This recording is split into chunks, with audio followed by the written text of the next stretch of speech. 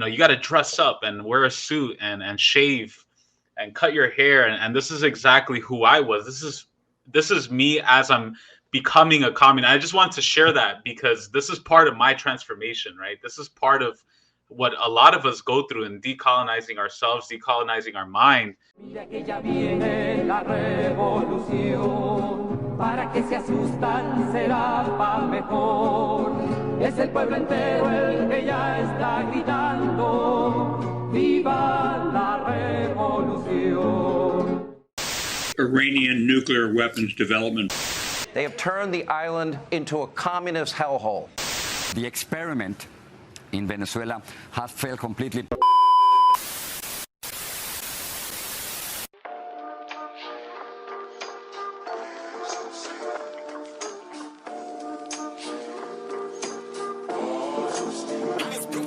We're going to take a look at this webinar because I was looking online at, Latin American news and politics, and there was this recent webinar hosted by the Council on Foreign Relations.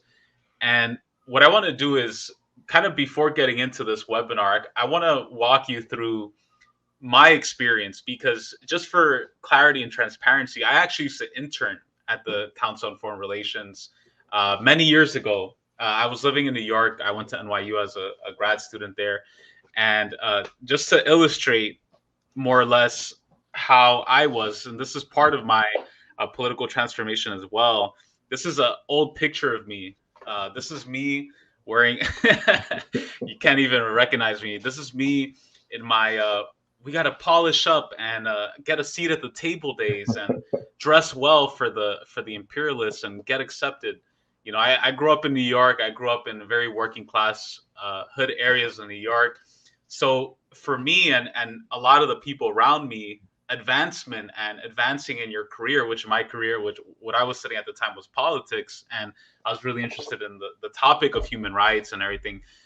It was, you got to dress up and wear a suit and shave and cut your hair, and this is exactly who I was. This is me as I'm becoming a communist. I just wanted to share that because this is part of my transformation, right? This is part of what a lot of us go through in decolonizing ourselves, decolonizing our mind when we're learning about communism and even human rights. Because this guy that you're seeing right now in the screen, he cared about human rights. He cared about Latin American liberty. It wasn't that I was right wing or anything, but my understanding of human rights and advancing progress and humanity was through these bourgeois liberal institutions. Like, let's take over these NGOs. Let's do this.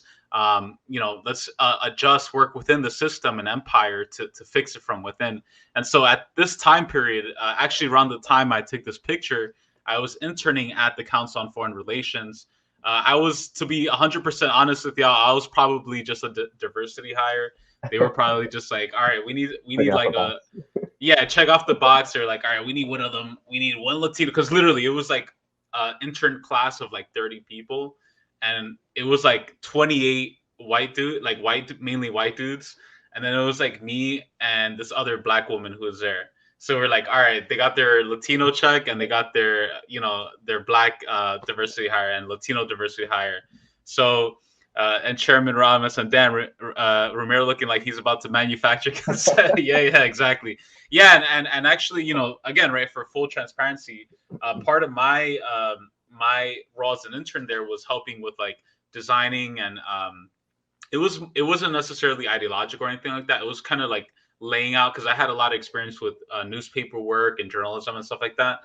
So it was like laying out stuff, and it was actually through my internship at the CFR that I became even more communist, that I became even more anti-imperialist, and seeing like, damn, these motherfuckers are fucking evil. Like, there are some shady ass forces behind these NGOs that claim to be in favor of human rights, that claim to be in favor of democracy and freedom. And you have all these mega corporations that are backing them, and they had all these meetings all the time at the CFR office in New York. And it was like really top people of wealthy corporations. And some of the events they would have in-house were like, how to urgently bring democracy to Cuba, or like how to urgently bring democracy to Venezuela. And just seeing that like really opened my eyes. I was like, wow, like these motherfuckers are crazy. And a lot of big financial institutions are behind, not just even CFR. Amnesty International, Freedom House, right? All these NGOs that claim to be nonpartisan, non-governmental, they have people, a revolving door of U.S. State Department officials coming in and out, advising them. Big companies, ExxonMobil, the NED, so these are arms of U.S. imperialism. These are arms of human rights imperialists. And one of them is CFR. So I wanted to kind of lay that out beforehand because I've seen firsthand what these institutions are like.